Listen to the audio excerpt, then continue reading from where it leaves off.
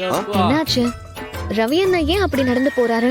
அவரு காலேஜ் படிக்கும்போது பாடி பில்டரா இருந்தாராமா, அதான் ஒரு வார்ம் அப் பண்ணிட்டு போறாரு.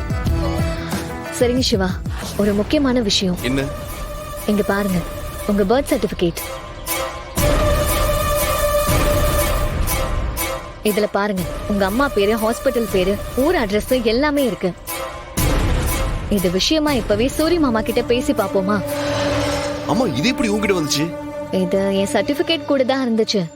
எப்பவோ கொடுத்திருப்பீங்க, அப்புறம் மறந்துருப்பீங்க. இது போதும் சிவா. இத வச்சே உங்க அம்மாவுக்கும் உதய பெருமாள் மாமாவுக்கும் என்ன சம்பந்தம்னு ப்ரூவ் பண்ணிடலாம். அவர்தான் உங்க அப்பான்னு இத வச்சு ஈஸியா ப்ரூவ் பண்ணிடலாம் சிவா. என்னை அப்பா கூட சேர்த்து வைக்கிறதுக்காக நீ எவ்வளவு விஷயம் பண்ற. So sweet ஐலி. ஸ்வீட்டும் இல்ல, காரமும் இல்ல. நாம வந்த வேலை முடிஞ்சுட்டா இந்த கல்யாண டிராமால இருந்து எஸ்கேப் ஆயிடலாம்ல.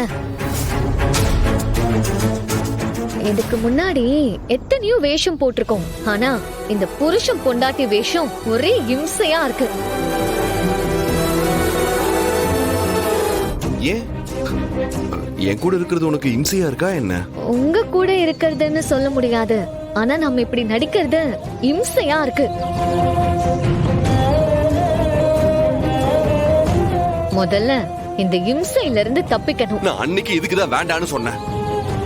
ஆனா நீயே உன் கழுத்துல தாலி கட்டிக்கிட்டு டிராமா பண்ணலான்னு சொன்ன. அன்னைக்கு சொன்னதா எனக்கு கபிலனை பிடிக்கவும் வர்மாவை பிடிக்கவும் வேற வழி தெரியல.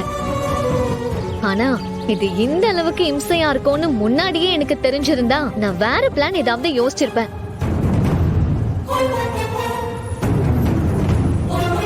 இனிமே எது பண்றதா இருந்தாலும் கொஞ்சம் யோசிச்சு பண்ணணும். இல்லனா இப்படிதான் இம்சையா அனுபவிக்கணும். என்ன இனி வார்த்தைக்கு வார்த்தை இவ்வளவு வாட்டி இம்சைன்னு சொல்ற? இம்சையே இம்சைன்னு சொல்லாம வேற எப்படிதான் சொல்லுவாங்களா? நீங்க சூரிய மாமாவை மீட் பண்ண என்ன பிளான் பண்ணலாம்னு யோசிச்சு பாருங்க. சீக்கிரம் இந்த இம்சையை விட்டு வெளியே போகணும்.